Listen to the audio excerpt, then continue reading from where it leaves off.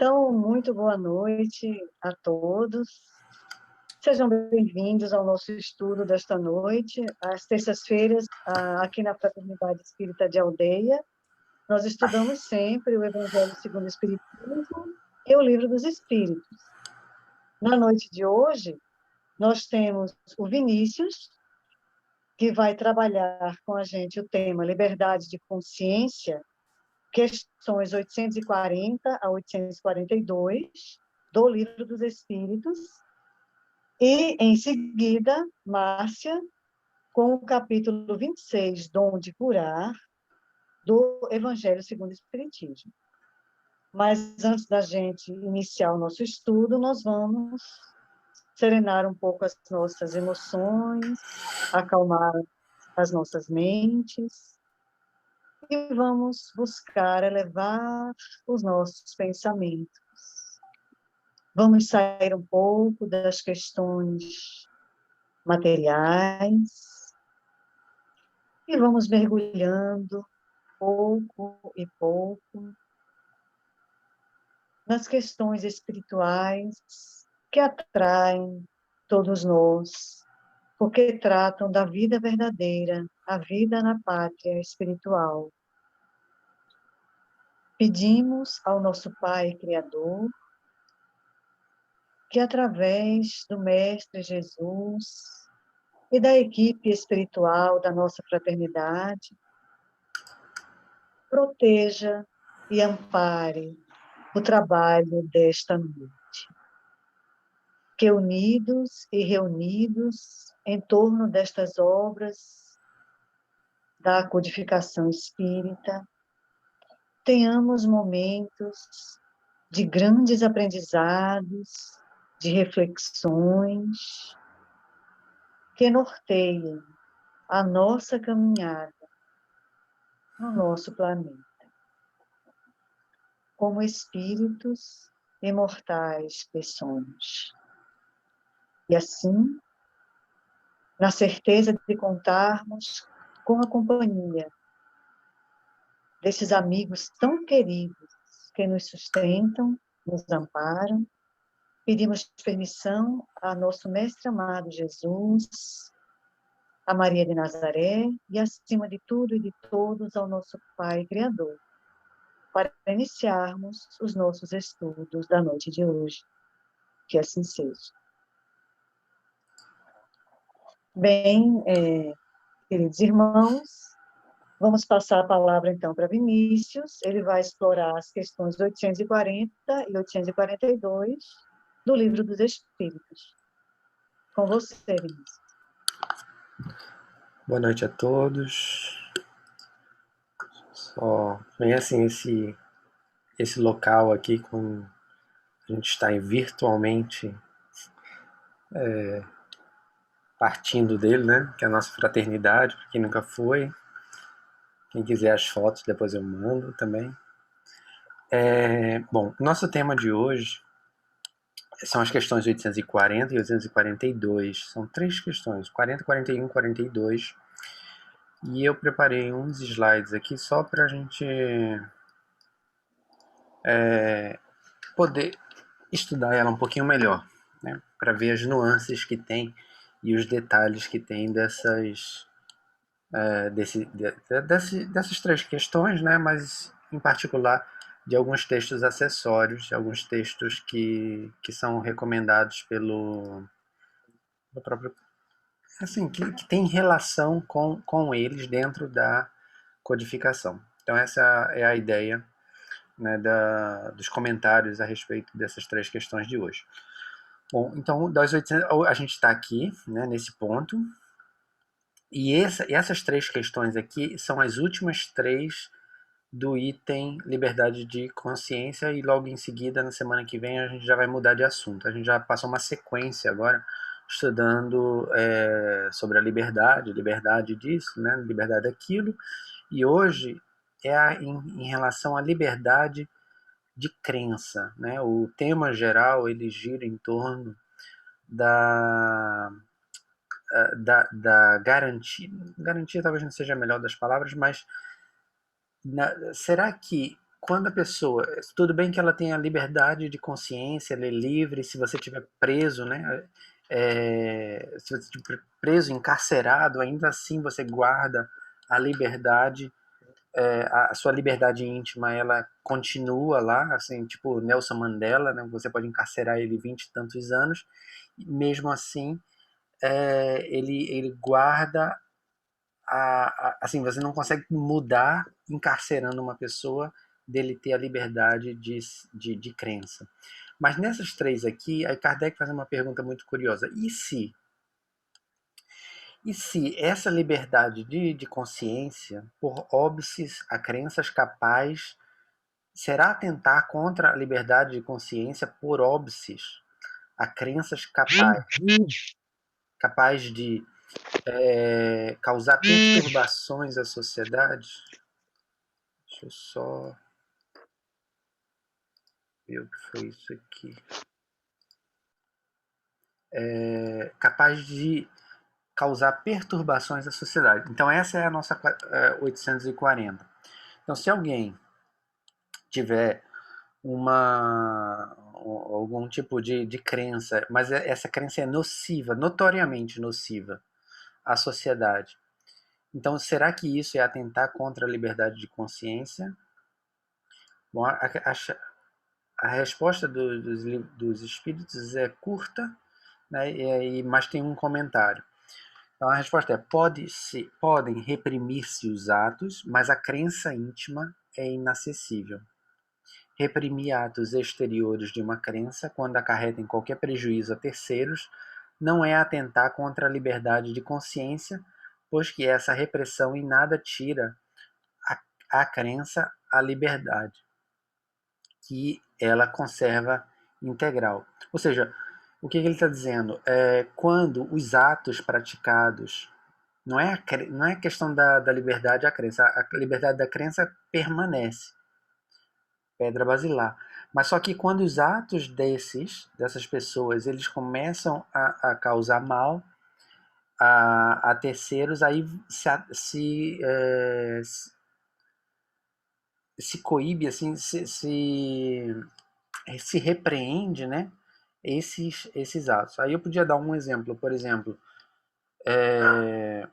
tinha uma seita no Japão que em 1995, não sei se vocês lembram, eles criaram uma seita chamada Verdade, a Filosofia da Verdade Suprema, nos anos 90. Terminou matando 13 pessoas e feriu mais de 5 mil quando eles soltaram gás sarin, né, no metrô de Tóquio.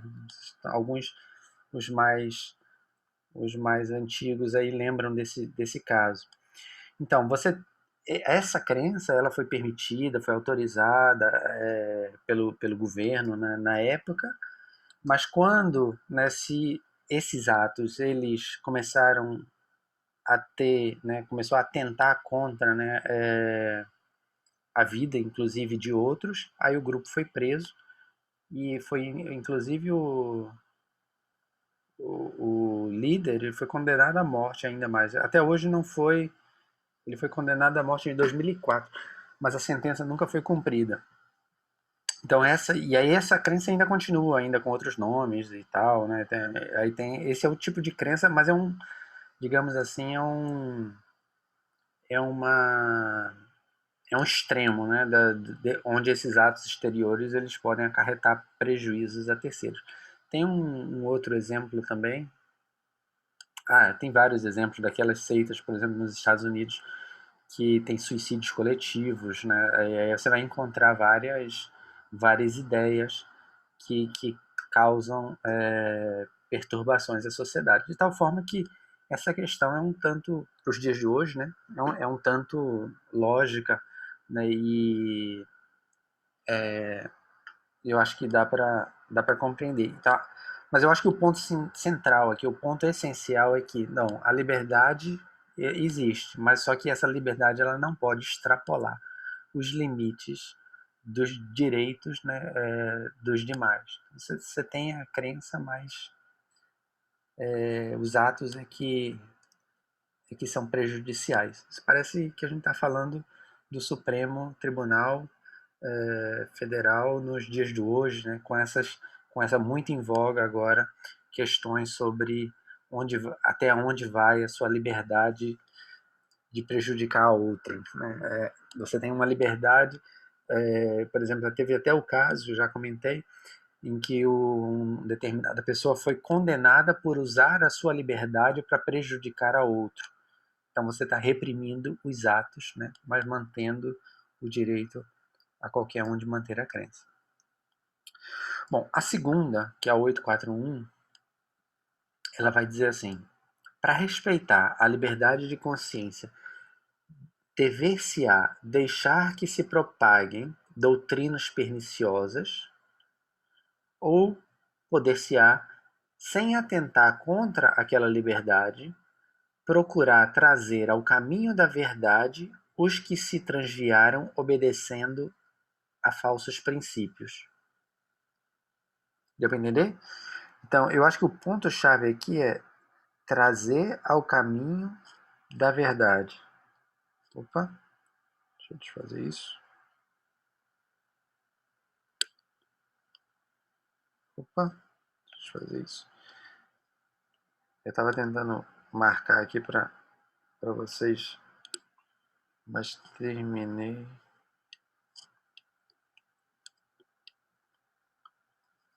Agora. Então, eu acho que o ponto-chave aqui, que a gente deve considerar para essa questão, bom, o que é trazer ao caminho da verdade os que se transviaram obedecendo, né, a falsos princípios? Para respeitar a liberdade conseguinte, dever-se-á deixar que propaguem ou né, atentar ou procurar trazer ao caminho da verdade os que se transviaram.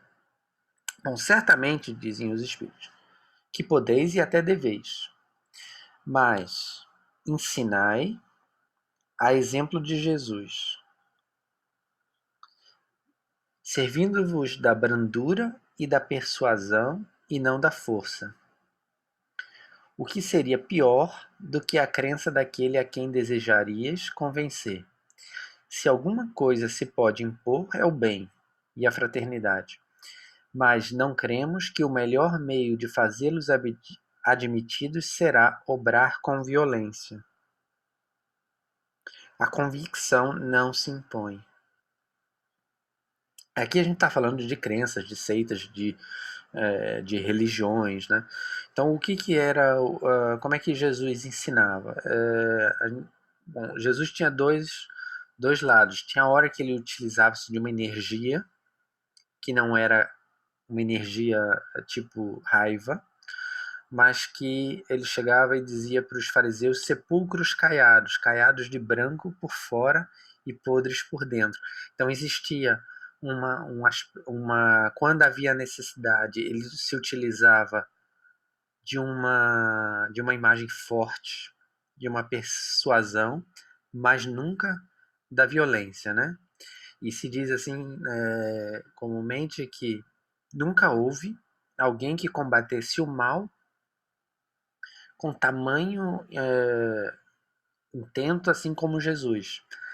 Assim como nunca houve alguém que amasse tanto os maus com tanta persistência. Nenhuma ovelha será deixada para trás. Né? Maior alegria no céu quando uma ovelha transviada, né, ele retorna ao rebanho, do que as 99 que ficam junto ao pastor. E ele é o bom pastor. Né? Então, ensinai a exemplo de Jesus, através da brandura ou da persuasão, mas nunca da força. Porque a gente não impõe, né, a força nenhuma dessas ideias. Kardec, fazendo comentários, assim, puxando alguns textos para enriquecer esse ponto, a gente pode encontrar, por exemplo, um texto na Revista Espírita de 1866, que em agosto desse ano, Kardec vai fazer um comentário a respeito de uma obra chamada Les Prophètes du Passé, Os Profetas do Passado. E esse era um livro, né, do senhor Barbey Aurevilly, D'Aurevilly, que Kardec ele lê, e na Revista Espírita ele faz como se fosse uma resenha, ou, né, um comentário à luz da doutrina espírita, né, desse livro. Aqui vale um parênteses, né? A Revista Espírita ela contém assim, a codificação em primeiro lugar, mas também a Revista Espírita ela vai conter vários dos textos que depois eles vão ser resumidos dentro da codificação. E ela tem uma riqueza assim de casos e de explicações, às vezes, daquilo que foi resumido no Livro dos Espíritos. Ele está contado na íntegra, né, durante em várias e várias e várias páginas assim da revista Espírita. Não é o caso específico aqui. Isso aqui não tem uma relação direta assim do texto que foi incorporado, não que eu tenha percebido, pelo menos. Mas ele traz um comentário interessante. Como todos os comentários de Kardec, eles são extremamente profundos, assim. Quando a lógica dele para comentar à luz da doutrina é uma lógica inigualável, né? Então, ele está falando aqui nesse texto, ele vai dizer, o autor, né? Ele queria dizer assim, que por que ao invés de queimar, era uma época que estava surgindo, né, o protestantismo e tal.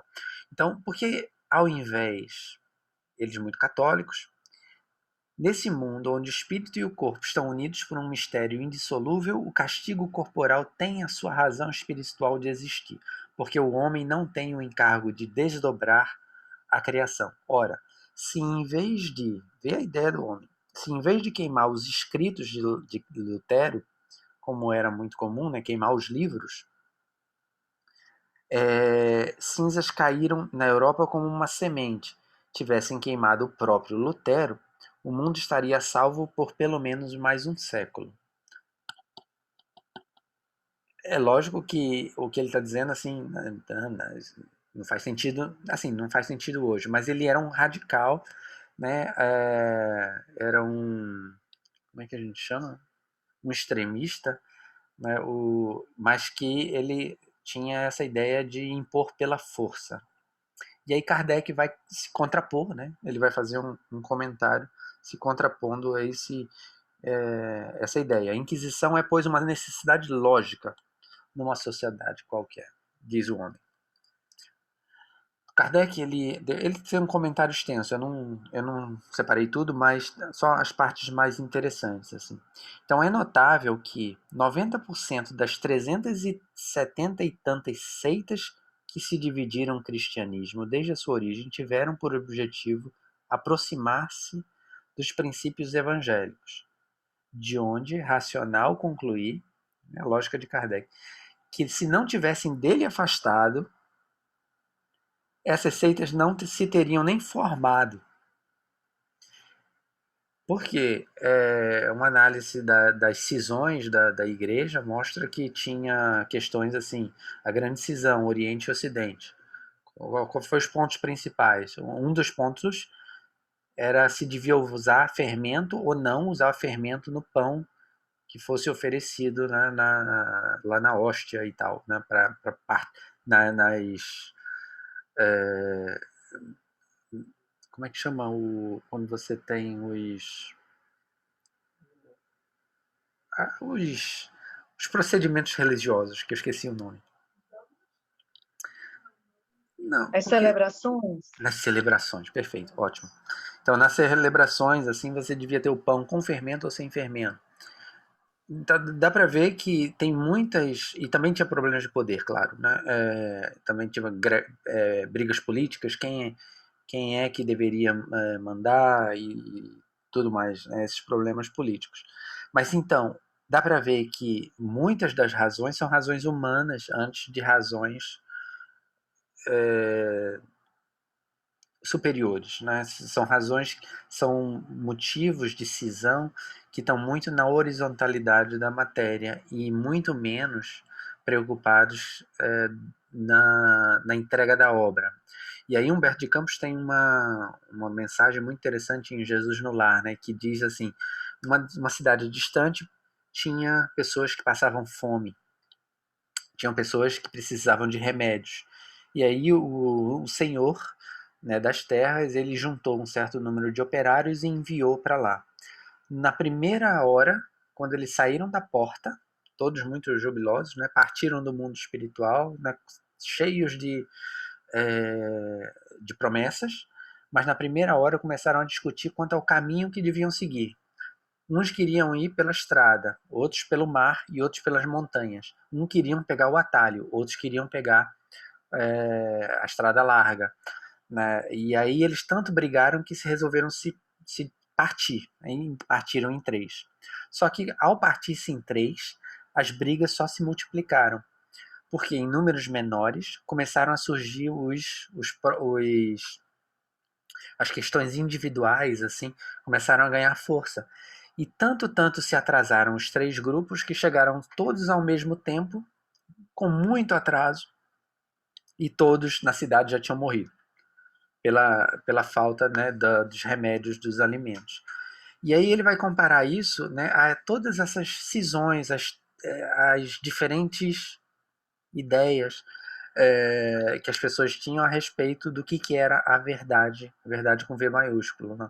Cada um tinha a sua própria verdade e tinha seus caminhos. Só que tanto eles se atrasaram por questões horizontais, materiais, que terminaram não esquecendo da obra, né? Esquecendo da obra principal do Cristo. E com que armas as combateram, né, essas pessoas? Continua Kardec. Sempre pelo ferro, pelo fogo, pelas proscrições e pelas perseguições. Tristes e pobres meios de convencer. Foi no sangue que quiseram sufocá-las.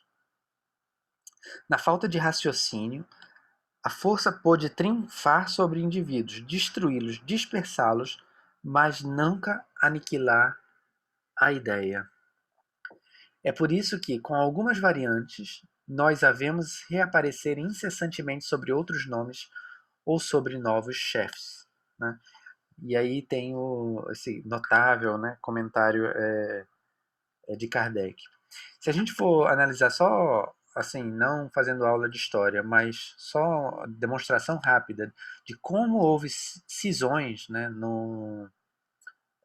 na própria igreja, dentro do cristianismo, você tem a igreja primitiva, da qual o espiritismo ele dá notícias precisas, fazendo, né, porque os livros de Emmanuel, eles são precisos, detalhados, né, de como era a igreja primitiva. O tempo passa, depois Emmanuel vai falar um pouco de Paulo mais adiante. O tempo passa, né, e depois Emmanuel também vai lançar outro livro, Renúncia, que trata dessa época. Né? Renúncia está justamente na época dos protestantes.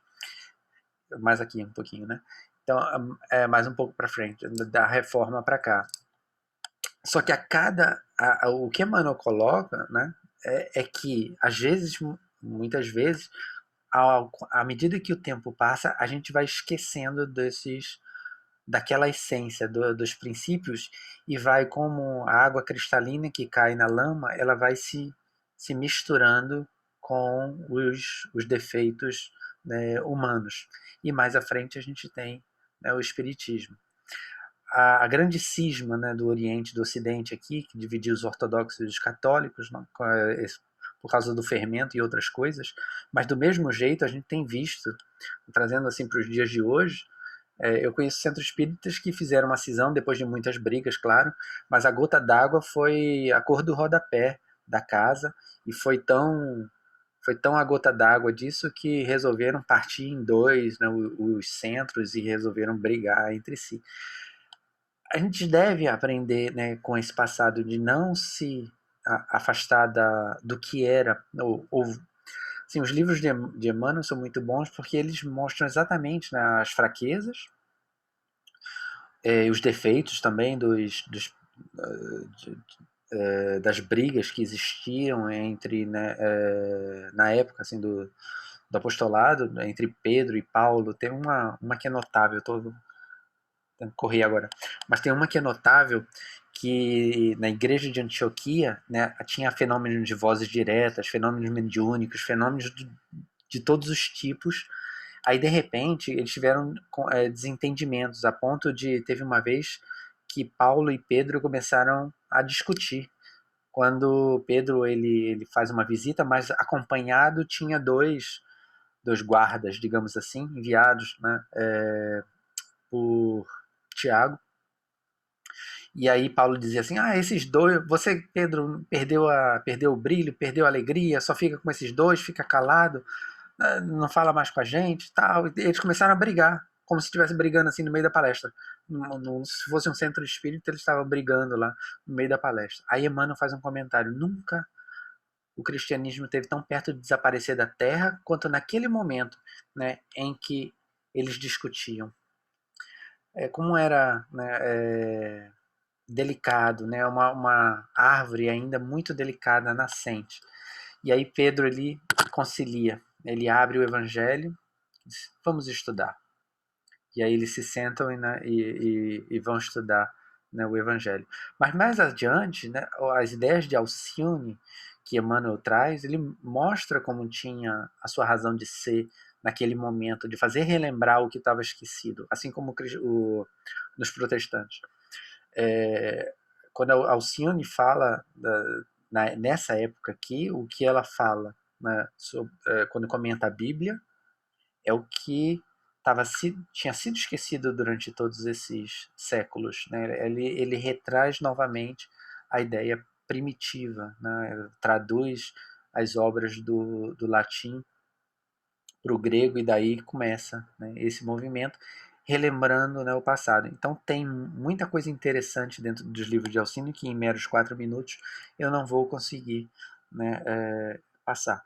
Aqui a grande cisão, o cisma leste-oeste, que você tinha os ortodoxos e os católicos, e as brigas aqui no meio.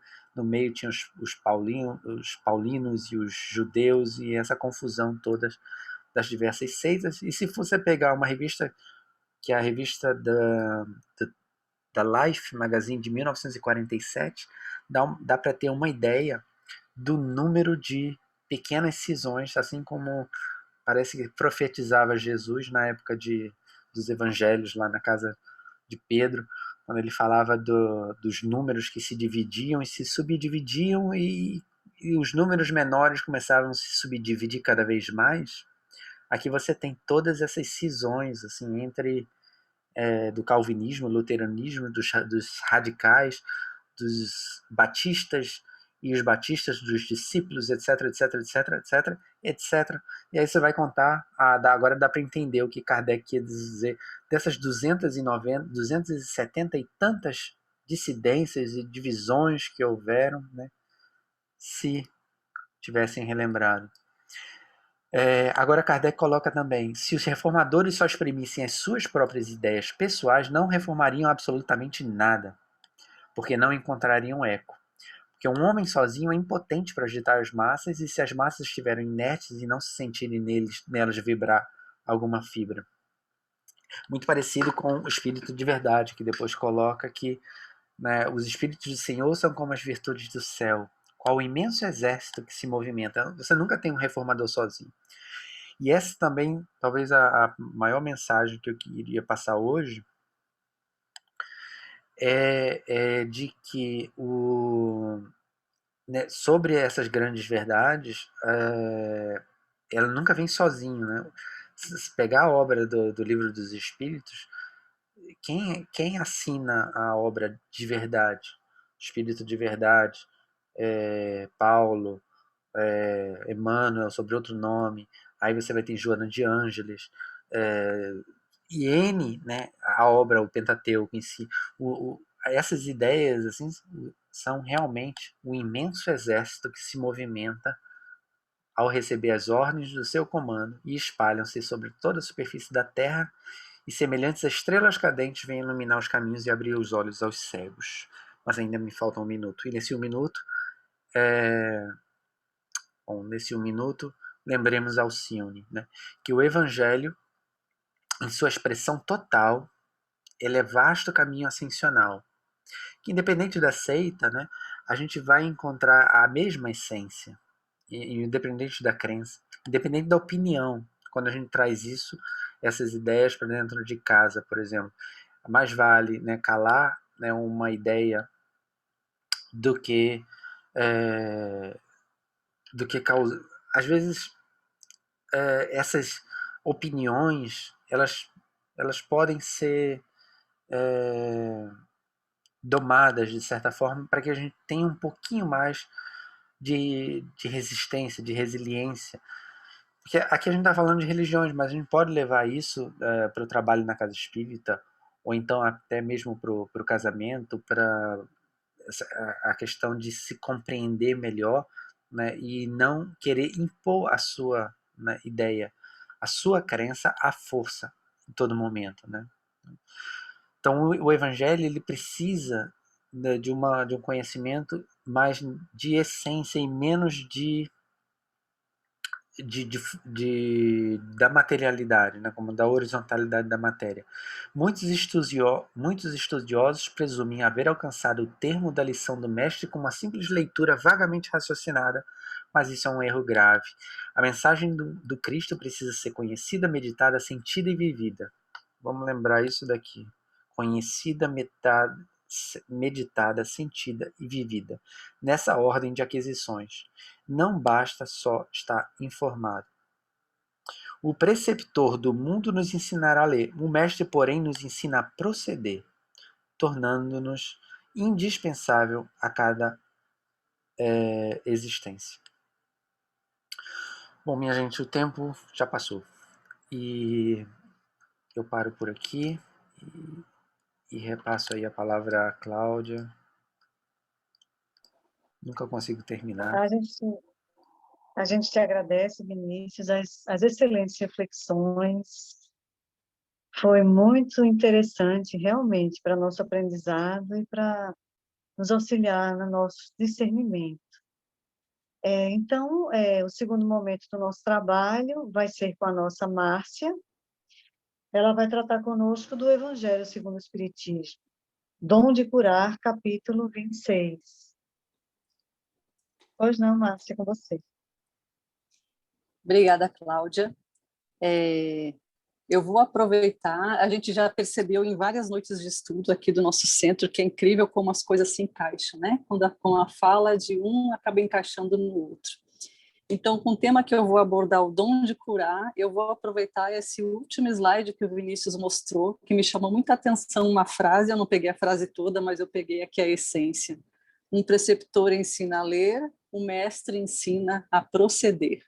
Eu acho que isso é um gancho perfeito para o que a gente vai falar hoje, que é sobre o dom de curar, né? O proceder. Esse dom de curar é o primeiro tópico que é abordado no capítulo 26. Esse capítulo está intitulado Dai gratuitamente o que haveis recebido gratuitamente. E aí a gente vai falar um pouquinho, vamos refletir um pouquinho sobre os textos que estão colocados aqui e alguns textos que eu trouxe para complementar. Então, aqui eu vou ler o iniciozinho. O dom de curar. Então, em Mateus, no capítulo 10, versículo 8, Jesus diz o seguinte: restituir a saúde aos doentes, ressuscitai os mortos, curai os leprosos, expulsai os demônios, dai gratuitamente o que haveis recebido gratuitamente. E a seguida tem um comentário, e o comentário diz assim: dai gratuitamente o que haveis recebido gratuitamente, disse Jesus aos seus discípulos.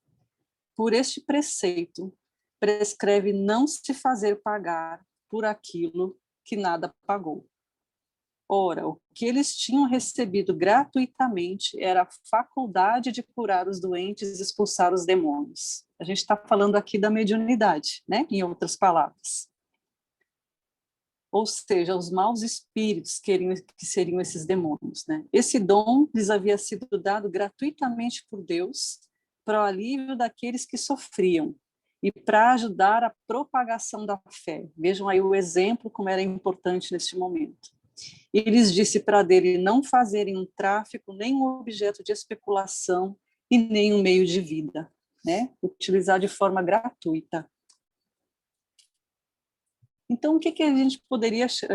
Esse pequeno trecho no início já nos traz várias reflexões. A primeira reflexão que eu queria chamar a atenção aqui era a gente lembrar que nesta época, nesta sociedade, né, em que o Cristo veio, era muito comum a existência de diversas enfermidades, doenças. A gente vê em vários momentos da Bíblia, nos evangelhos, a descrição de leprosos, de pessoas com chagas, de pessoas que tinham cegueira por conta de doenças infecciosas, sangramentos. Então, para aquela sociedade, a cura do corpo físico era um bem inigualável, era assim, conseguir algo que era um milagre para eles. Acho que era um bem que mais se desejava. Por isso o Cristo falava tanto disso, em curar os doentes, né? Mas ele não falava só nos doentes do corpo físico, mas também ele utilizou esse instrumento como uma forma de mostrar à humanidade que havia muito mais do que aquele mundo, né? Havia muito mais entre o homem e o céu do que se imaginava, né? Do que aquele mundo físico, né? E quando Jesus fala assim, curai, afastai os demônios não seriam necessariamente só aqueles maus espíritos. A gente pode pensar também naquelas nossas sombras, os nossos demônios pessoais, as nossas falhas, as nossas vaidade, orgulho, preconceito, a nossa tendência à maledicência. Isso tudo são as nossas sombras, são os pequenos demônios que a gente ainda carrega. Então, isso também Jesus pregava muito que seus discípulos combatessem, né, e curassem esses demônios.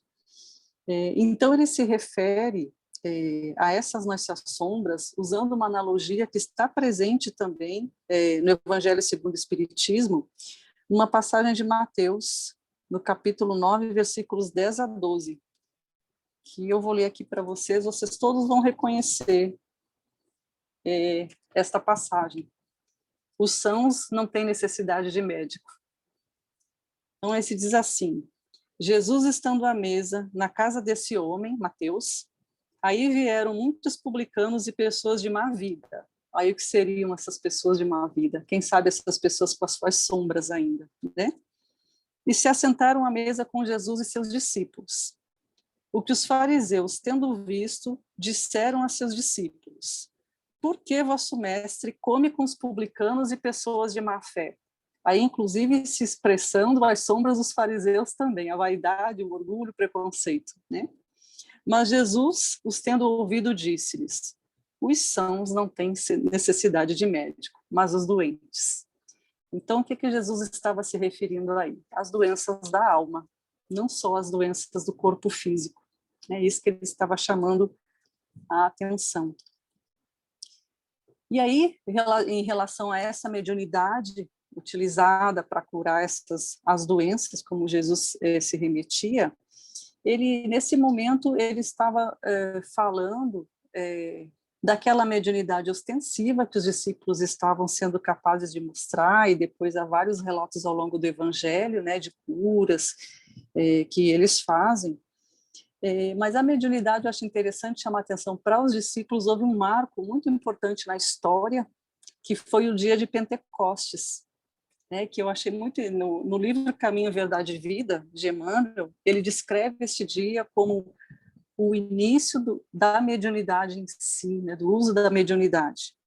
Aí o que ele fala? No Pentecostes, que era uma festa judaica, né, onde os judeus comemoravam aí o recebimento das tábuas da lei por Moisés, era uma festa que era muito comemorada, pessoas de várias etnias vinham para Jerusalém, e os discípulos aproveitavam aquele momento para pregar a Boa Nova. Nas praças, né, nesse dia de Pentecostes, eles estavam pregando o Evangelho. E aí eu vou ler aqui para vocês a descrição desse momento, que eu achei uma descrição muito bonita. Eu vou ler só alguns trechinhos, mas o suficiente para a gente acompanhar o que aconteceu nesse dia de Pentecostes, né? No capítulo 10 aqui do Caminho, Verdade e Vida. No dia de Pentecostes, Jerusalém estava repleta de forasteiros, filhos da Mesopotâmia, da Frígia, da Líbia, do Egito, cretenses, árabes, partos e romanos, se aglomeravam na praça extensa quando os discípulos humildes do Nazareno anunciaram a boa nova, atendendo a cada grupo da multidão em seu idioma particular. Então, aí foi a xenoglossia, aquele fenômeno, né, de cada grupo com a sua etnia e os discípulos conversando no seu idioma. E Simão Pedro destaca-se e esclarece que se trata da luz prometida pelos céus à escuridão da carne. Então, veja, o Simão chama atenção aí da luz que foi recebida. Como essa luz tem uma simbologia muito importante para a gente, né? Para que nós sejamos luz. Até aí, os discípulos eram frágeis e indecisos, mas dessa hora em diante, quebram a influência do meio, curam os doentes, levantam o espírito dos infortunados, falam aos reis da terra em nome do Senhor. Estabelecera-se a era da mediunidade, alicerce de todas as realizações do cristianismo através dos séculos. Então vejam aí a importância dessa capacidade, né, de fazer a cura, de fazer e através dessa comunicação com a espiritualidade. Mas aí a gente está falando bastante ainda dessa mediunidade ostensiva, essa mediunidade que se expressa de uma forma que qualquer pessoa consegue perceber. Mas existe ainda, né, a outra mediunidade, que é aquela mediunidade que Jesus também se refere, que é aquela mediunidade já intuitiva, que todos nós temos, que se baseia muito dessa sintonia que a gente tem com a espiritualidade, que pode ter dois lados. A gente pode ter essa sintonia com a espiritualidade superior ou com a espiritualidade inferior. E aí vai depender exclusivamente de nós, né? De como nós estamos trabalhando a nossa luz, né? No próprio livro dos médiuns, que é um dos livros da codificação, né, do espiritismo, Kardec, na introdução, ele já coloca que todos temos o germe para a mediunidade. E quando ele começa a falar dos vários tipos de mediunidade, no capítulo 15, ele fala dos médiuns inspirados ou involuntários. Neste capítulo 15, eu vou ler um trechinho,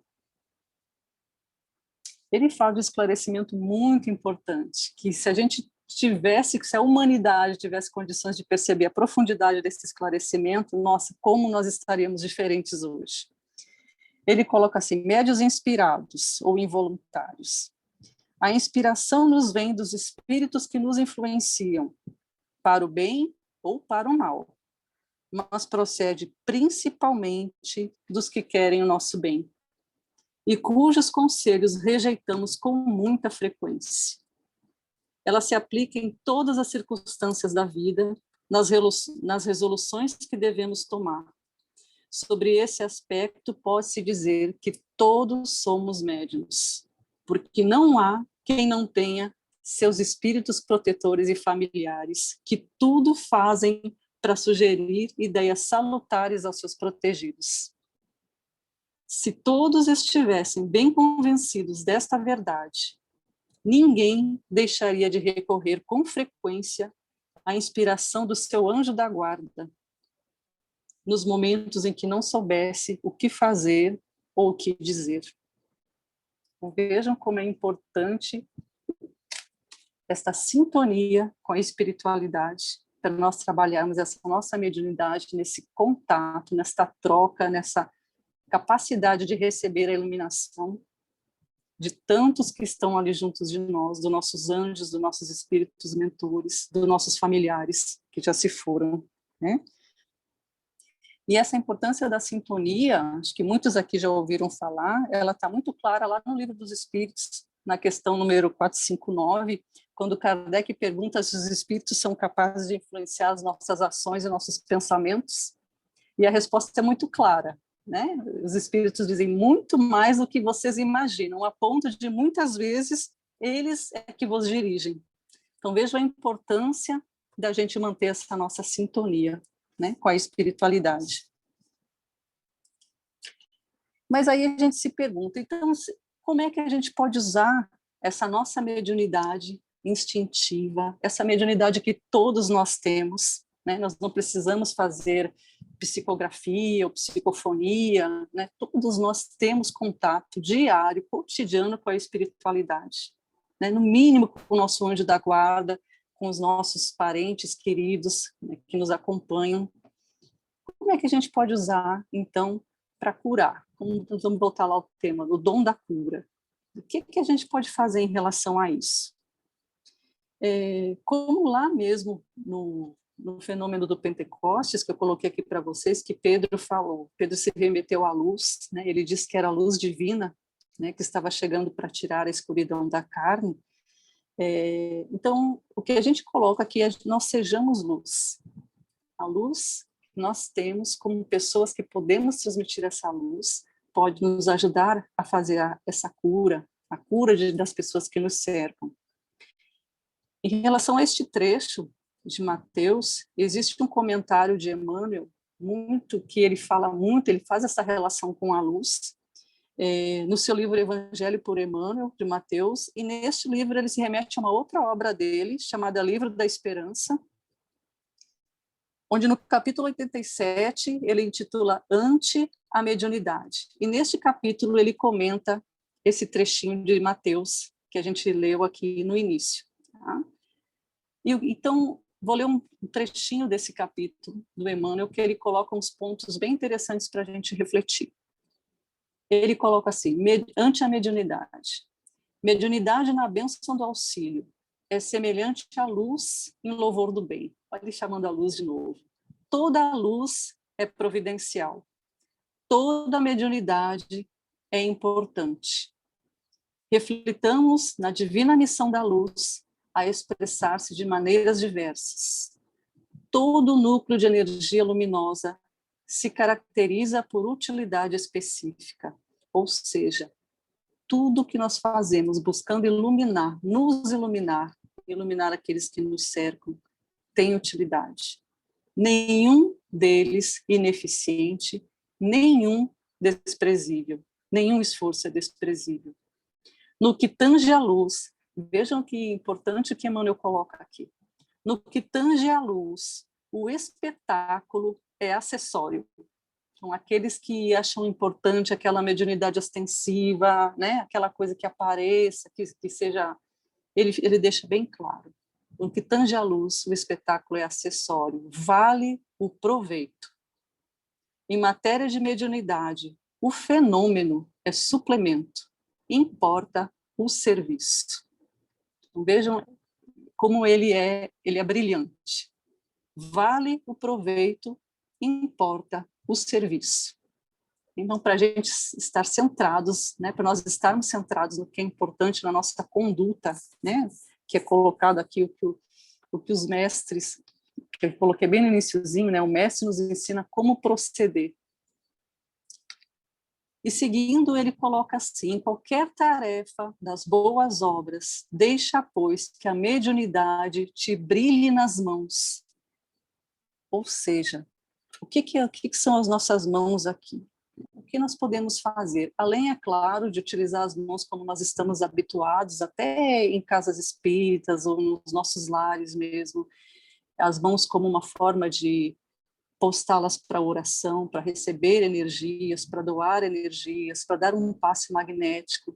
Mas a gente sabe que as mãos podem fazer muito mais, elas podem dar, elas podem receber, elas podem acariciar, elas podem acolher, né? Então, tudo isso são formas, são gestos que iluminam aqueles que nos cercam, né? Na maneira como a gente está utilizando essas mãos.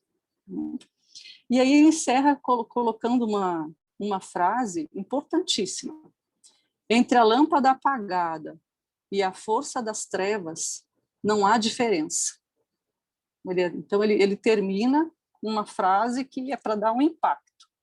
O que ele quis dizer com isso? Sejamos luz, mas se nós temos a lâmpada, se nós temos a ferramenta nas nossas mãos e a gente não acende esta lâmpada, é a mesma coisa que nada. Isso e as trevas não são diferentes, né? Eu lembro que a gente, em algum momento, já discutiu aqui, acho que até em outros momentos do estudo do Evangelho, que é colocado que o mal é a ausência do bem. Se você não está fazendo bem, de certa forma, você está fazendo mal. Então, a gente precisa colocar a nossa luz para brilhar, né? Bom, então, como é que a gente usaria essa luz para curar? Como é que a gente faz com essa luz para ressuscitar os mortos, como Jesus pediu lá no início, né? No próprio livro Servidores do Além, que é um outro livro de Emmanuel, ele fala mais um pouquinho sobre a luz. No capítulo 18, ele fala assim: acendamos a luz da vida. E aí ele começa já com a frase lá que Jesus Cristo falou bem no comecinho: ressuscitai os mortos.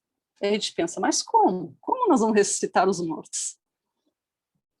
E ele diz assim: se é verdade que não podemos ordenar a um cadáver que se levante, é justo tentemos o reavivamento daqueles que nos acompanham muitas vezes, vejam o que ele fala, mortificados pela dor ou necrosados pela indiferença. Olha a associação que ele faz com a morte. A gente vê isso diariamente, minha gente. A gente vê quantos irmãos entregues à dor, quantos irmãos transparentes, invisíveis à sociedade, onde a sociedade é completamente indiferente à dor e ao sofrimento que eles estão.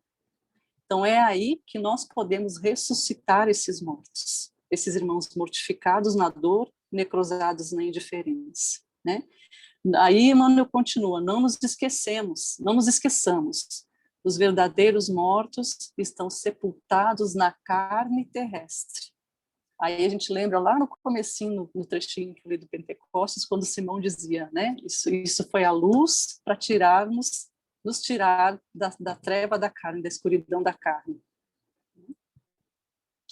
E aí, seguindo mais um pouquinho nesse capítulo de Emmanuel, ele coloca assim: há mortos que vos partilham o pão cotidiano.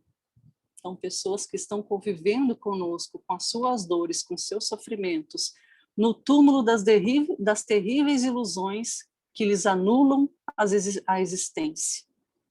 E há corações paralíticos no catre da crueldade e da incompreensão, que nos armam ciladas de angústia a cada passo, pelos quais se faz imprescindível a assistência da nossa devoção fraternal infatigável. E aí ele termina colocando: se Cristo penetrou o templo da vossa alma, ou seja, ele está nos chamando para curar, está nos chamando para usar a nossa capacidade, né, a nossa luz.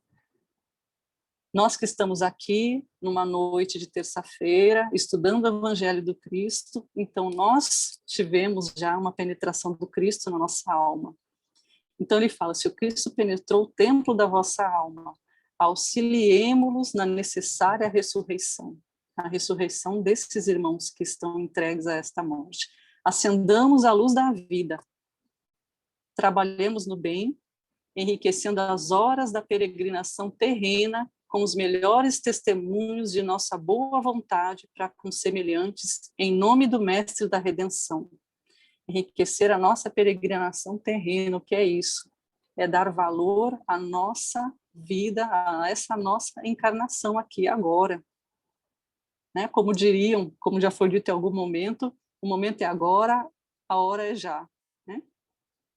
Para quem o nosso espírito já se inclina à maneira de planta à procura do sol, de vez que somente irradiando luz do amor infinito conseguiremos aniquilar e vencer na terra as densas trevas da morte. Então aí ele coloca muito claramente como nós podemos fazer uso do nosso dom de curar, como nós podemos ressuscitar os mortos, assim como pessoas encarnadas que somos nesta nossa existência. Né? E como é que a gente vai fazer isso? Simplesmente utilizando a regra mais antiga que o Cristo deixou aqui para nós como exemplo, que a gente chama da regra áurea. Amarás ao teu próximo como a si mesmo, basicamente com amor, né? Amando ao nosso próximo. A gente fazendo sintonia com essa espiritualidade superior, todas as energias que a gente mobilizar serão energias para o bem.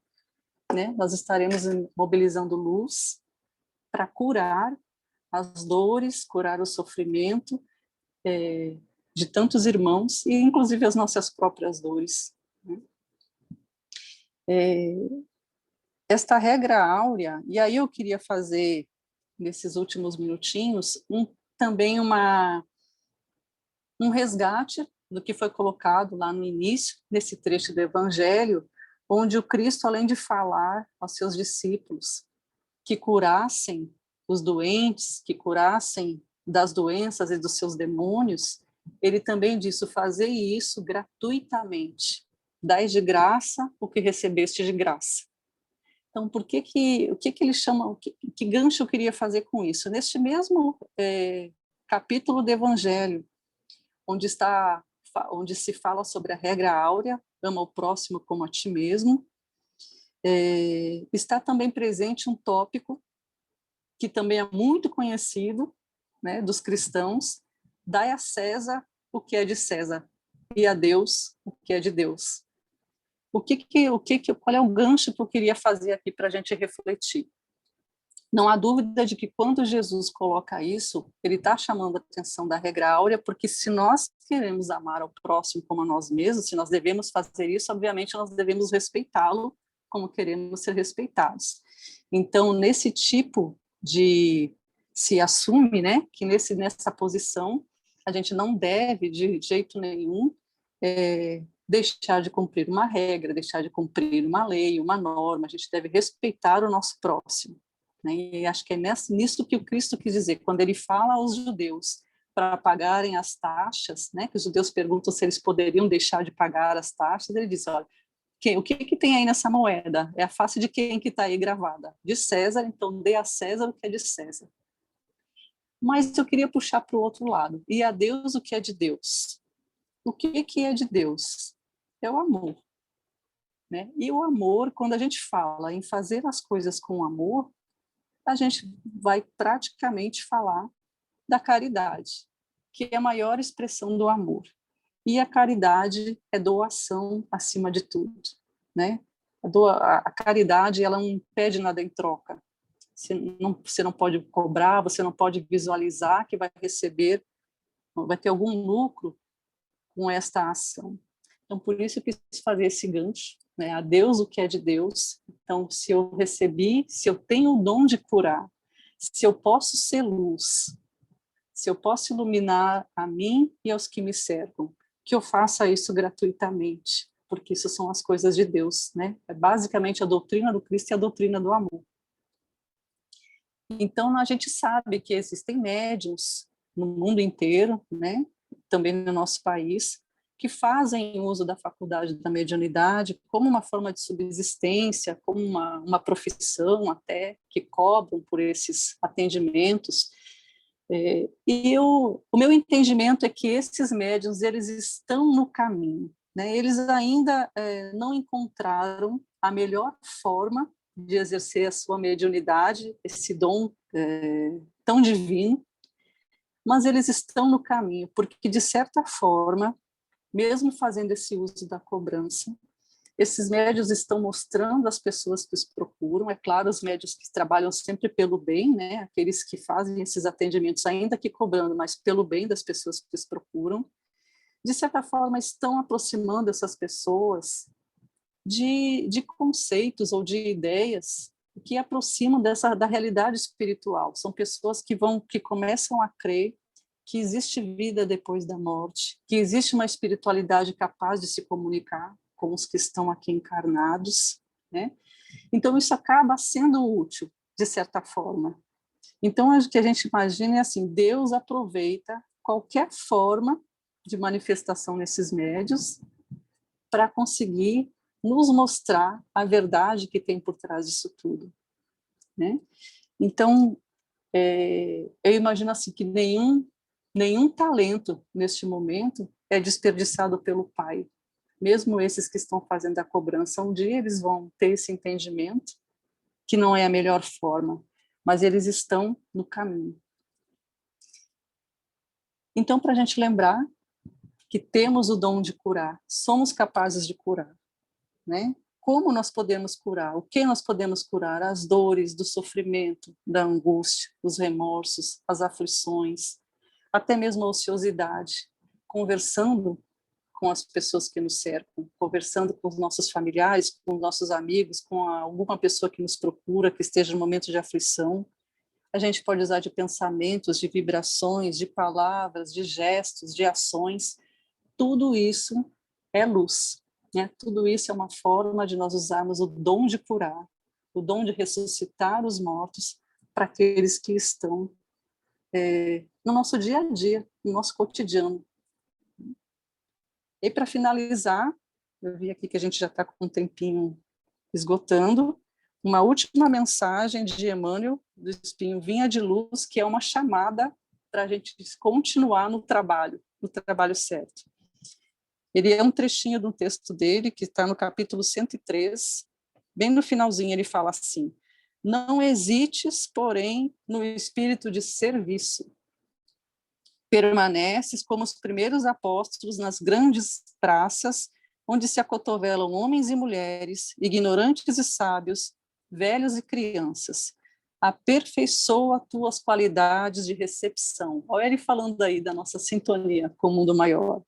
Onde estiveres, porque o Senhor te chamou para intérprete de sua voz, ainda que os maus zombem de ti. Então, com esta frase aqui, eu vou encerrar essa reflexão, para que a gente lembre que todos nós aqui estamos prontos, estamos no caminho, né, e somos capazes de curar, como Cristo nos pediu e nos instruiu. Obrigada, fiquem na paz. E você, Cláudia?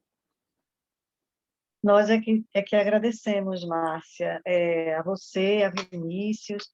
Certamente a gente conclui esse trabalho desta noite, concluímos o trabalho desta noite com as nossas mentes e os nossos corações iluminados. E a gente agradece a vocês dois, né, por terem sido os cicerones de momentos tão ricos, com tantas reflexões e com conhecimento mesmo, né? Então, sem dúvida, nós estamos com as nossas mentes e os nossos corações mais iluminados do que quando nos sentamos aqui para iniciar o trabalho. E queremos expressar nossa gratidão por isso.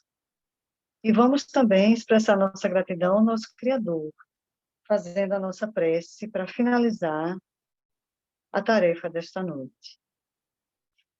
De olhos fechados, continuando com esta sintonia doce, amorosa, com a equipe espiritual que nos sustenta, que cuida da Fraternidade Espírita de Aldeia. Nós agradecemos a vocês, amados irmãos, por conosco estarem em todos os momentos. Momentos difíceis e momentos felizes. Nós podemos sempre sentir vocês conosco. E somos extremamente gratos por isso. Agradecemos a nosso Mestre amado Jesus, por acreditar sempre nas suas ovelhas, nos seus irmãozinhos menores. Agradecemos a Maria, mãe de toda esta humanidade, que compassivamente olha por cada criaturinha que se vê também como um filhinho necessitado. E, acima de tudo e de todos, agradecemos ao nosso Criador pelas bênçãos recebidas neste momento, por todas as bênçãos que são derramadas sobre nós em todos os momentos, tendo a certeza, Senhor, que Tu estás a olhar, a cuidar, a acolher todos os Teus filhinhos. E que nós, Senhor,